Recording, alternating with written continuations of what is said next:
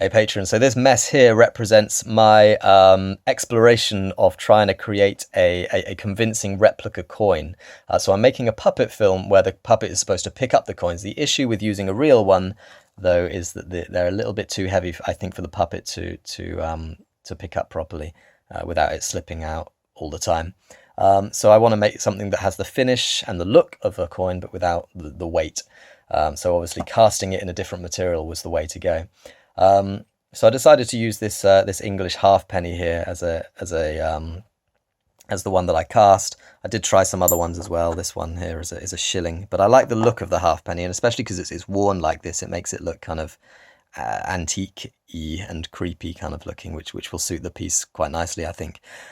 So these molds here are made from silicon. This is the kind of stamp part of it there. That's the bit that makes contact with the coin and the replica coin that I'll be pressing with it.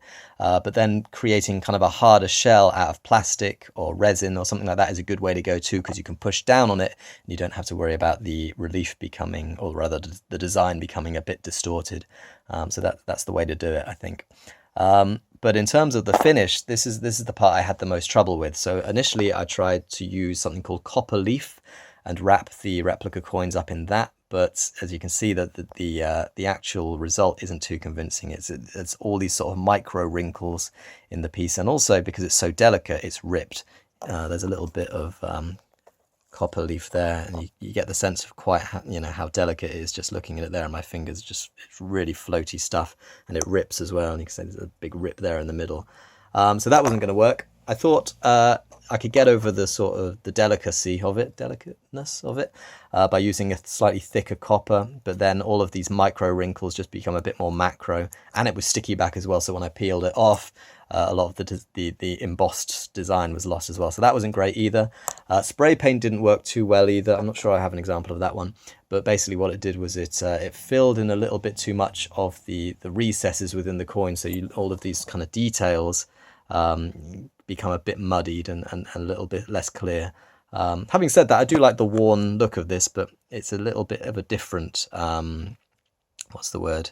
Worn. It looks like it's worn rather than filled up with paint, essentially. So yeah, I didn't go with paint. I tried a little bit of a metallic Sharpie. Actually, I tried that on a real coin just to see what, just to test the finish, and not too convincing. You can see this half here is the Sharpie. This is the real one, and it's not great.